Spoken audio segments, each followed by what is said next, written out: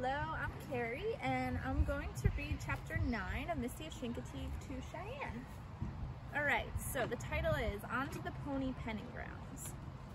It was now mid-morning, and the hot July sun was high in the heavens. The wild ponies stood with heads hanging low, tails tucked in. They looked beaten and confused. Only the Phantom's foal seemed contented. She slept, her sides rising and falling in the cool shade made by the mare's body. Rest him a bit longer, while Maddox directed, then on to the pony pens.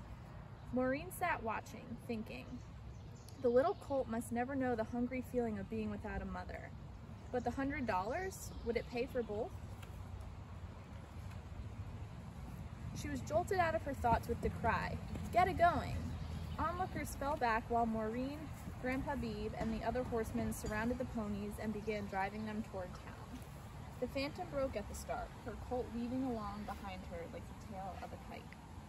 "Please God, don't let Phantom escape now," breathed Maureen as she and Grandpa Beebe took out after them. But Phantom could not travel fast with her stilty-legged youngster. Maureen soon came upon them, hidden among the foliage of a quince bush, Phantom's proud, wild face and the colt's comical baby face all framed round with green leaves. With a shout, she drove them back into the herd.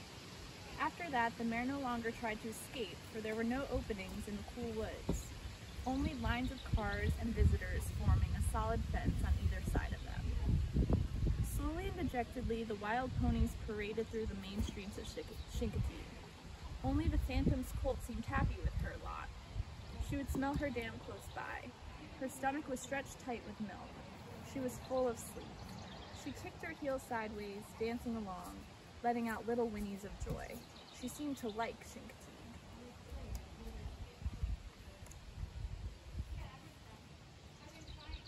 All up and down the streets, the people came spilling out of their houses, shouted out to another as they recognized some mare or stallion from previous roundups.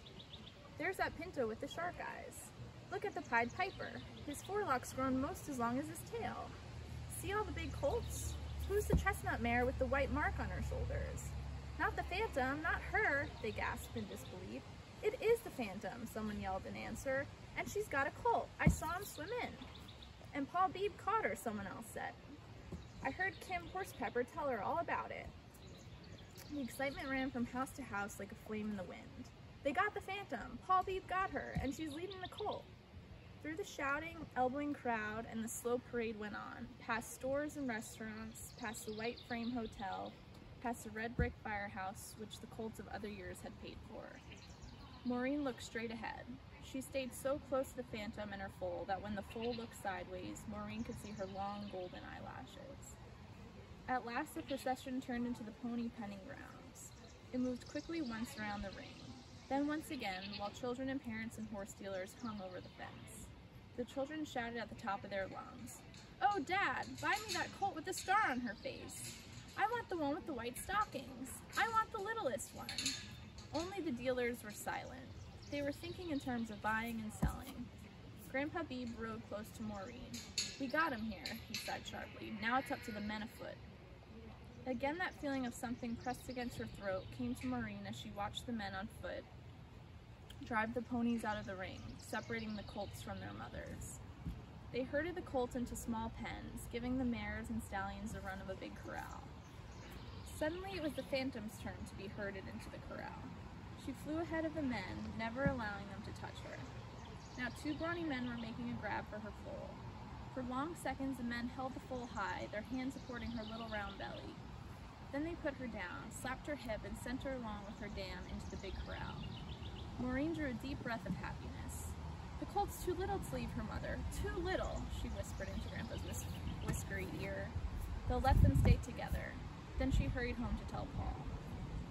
"Paul's asleep," Grandma said, "and you leave him be. I got some butter beans warming for you and some nice fresh cornbread sitting atop the oven."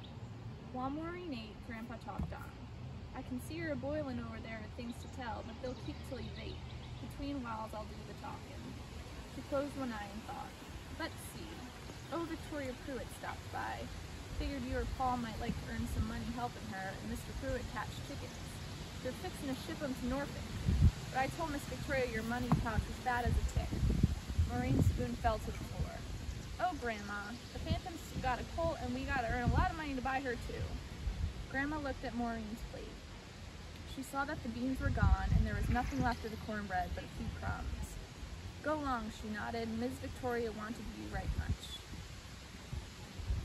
Maureen spent the afternoon chasing hundreds of chickens and cooping them up in little crates. By sundown, her arms were pecked and scratched and her face streaked with perspiration. As she walked home, clutching $2 in her moist hand, she saw Paul riding toward her on watch eyes. "Leg up behind me," he called out. "I got to go to the store for Grandma. You can help carry the things." Maureen scrambled up behind her brother. "Paul!" "Huh? Do you reckon the fireman will sell us both the Phantom and the little one?" "Of course. The colt's too young to take away from the mare. But where will we get the money?" Paul slowed watch eyes to a walk. "I've been working on it whilst I slept," he said. "What time does the sale begin?" "It says 9:30 on the program." "All right," exclaimed Paul, giving watch eyes his head. "You and I'll get the pony pennings ground at sunup. We'll wait there at the entrance for the fire chief. As soon as he comes, we'll say to him, 'We got exactly $100, sir. We earned it in less than 4 months. In 4 months more, we can earn another 100. See, Chief, we're fixing to buy the Phantom. And Misty, too.'" "Why, Paul, that's exactly what we'll do. It'll be just as easy as that." She threw her arms about Paul's waist. "Misty," she chuckled. "Who named the Phantom's colt?" "She kind of named herself," Paul answered. "When I was in the woods there in Chincoteague, I couldn't tell if I was seeing white mist with the sun on it or a live colt. The minute I knew 'twas a live colt, I kept calling her Misty in my mind." "Misty," said Maureen softly. "Misty," she repeated as they jogged along. She came up out of the sea. Grandpa was in the kitchen, standing before a mirror, trimming the bristles in his ears when Maureen and Paul came in with the groceries. "Consarn it all," he fussed. "Do you gotta rustle them bags like cows tromping through a cornfield? A fella can't hear himself think, let alone hold his head steady. This here's a mighty ticklish job." "Why, Clarence," exclaimed Grandma, "I've never seen you so twittery. Effen you had whisk brooms in your ears, maybe you'd be twittery too." Grandma stopped basting the marsh hen she had just taken out of the oven and burst out in helpless laughter. "Whisk brooms in my ear," she chortled, and soon Maureen and Paul and even Grandpa were laughing with her. "All right now," said Grandma, recovering her breath. "Maureen, you can set the potatoes to boil and lay the table. Lay an extra place like Alice. Never know when some human straggler is going to stop in. And being as it's pony penning day, you can cut a few of them purty by nights and some bouncing vests for a centerpiece." No straggler came. Just the 4 of them sat around the table while a light wind played with the curtains. Grandpa became more like himself with each mouthful of the tender marsh hen. "The reason I was jumpy," he confessed, "was account of thinking about the Phantom you children want her to buy. No one of sound mind ever buys a 3-year-old wild pony. Why, Phantom's like the topsail on a ship. A moonraker she is." The clapping of the curtain broke the little pause that followed. "Besides," Grandpa continued, "my feet is killing me. Reckon we're in for a blow. A southwester come up this afternoon, and I never seed a nor'easter take no back talk from a sou'wester." "The thunder squall and a brewin'," spoke Grandma. "The children gotta stay home from the race tonight." Paul's and Maureen's eyes sought Grandpa's, as much as to say, "How can you do this to us? Why, the race on the eve of the sale is almost as important as the roundup." "Oh," coughed Grandpa, "it'll be after the race before the weather turns squally. And my advice is for the children to go right smart quick so they can mill around in the colt pens before the race. They might find a critter with lots purtier markings than the Phantom." Paul and Maureen leaped to their feet. They galloped around and around the table, stopping to nose Grandma and Grandpa like curious colts.